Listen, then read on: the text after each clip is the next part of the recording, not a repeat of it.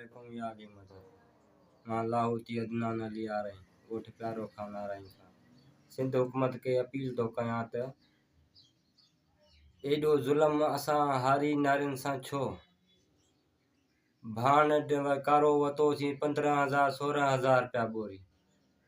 अछो वरितोसीं 6,000 6,500 रुपया बोरी कणक जो रेट वरी 4,000 रुपया मण एडो वडो जुल्म असां हारियुनि सां ज़मींदारनि सां